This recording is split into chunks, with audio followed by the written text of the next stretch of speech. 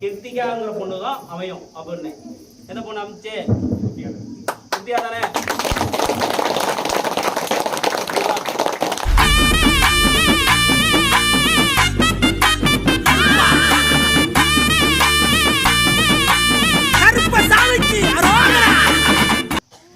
கருசாமி என்ன சார் விளக்கம்? ஒரு நாள் நம்ம வாக்கு வந்தோம், புரியுதா? கருசாமி எல்லாரும் நம்பிக்கை இல்லாமலாம் நம்பிக்கையோட தான் வந்தோம். அதப்ப நான் வந்து உன்னை வாக்கில் கூப்பிட்டு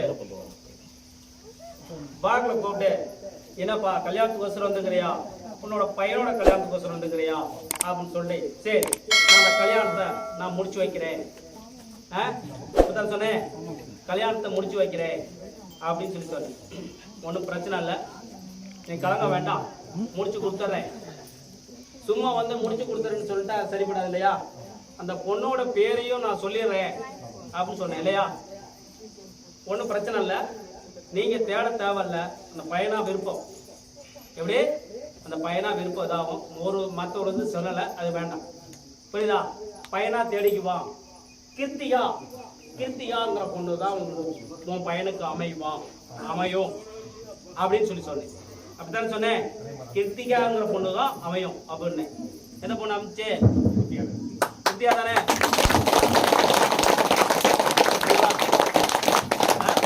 கிருத்திகாங்கிற பொண்ணு தான் அமைச்சு. நமக்கு ஒரே குழப்பம் ஆகி போச்சு இல்லையா? திடீர்னு வந்து பையன் சொல்லுவோம், ரொம்ப நம்ம யோசிச்சோம். அப்படிங்கும் போது சரி சாமி கிருத்திகான்னு சொன்னாரே, அந்த பொண்ணு பேர் என்னன்னு நம்ம கேட்டோம் இல்லையா? கிருத்திகான்னு சொன்னோம், கருப்பசாமி சொல்லிட்டார். அது என்னவா இருந்தாலும் சரி, யாருக்கும் எது பண்ணுங்கிறது அவசியம் இல்லை. என் பையன் ஆசைப்பட்டா கருப்பசாமி சொல்லிட்டார், அதனால யாரோட சம்மதம் தேவைன்னா கருப்பசாமி இது பண்ணா நான் முதல்ல இறங்கி செய்கிறேன், உன்னோட சம்மதத்துக்கு நான் ஒத்துக்கிறேன். எப்படி சொன்னதே?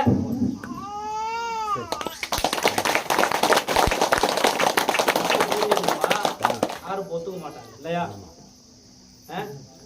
ஒத்துக்க மாட்டாங்க.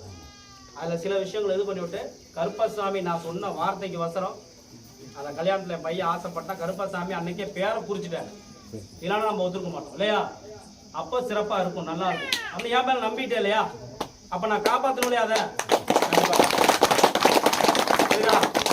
என்ன பண்ணியாச்சு? கிருத்திகாங்கிற பொண்ணை அமைச்சாச்சு, பத்திரிக்கை எனக்கு பத்திரிக்கை வச்சாச்சு இல்லையா? ஐப்பசி மாதம் கல்யாணமா? எட்டாம் தேதி 7ஆம் தேதி வந்துடுவோமா? நான் இல்லாமல் கல்யாணம் இல்லையா? சரி ரைட்டு, வந்துடுவோம். யாரை பற்றி கவலைப்படாத, சுற்றி பேசாமல் 1000 பேசுவான், அதை பற்றி நீ கவலைப்படாத. உனக்கு நான் பார்க்கப்பட மாட்டேன், சரியா?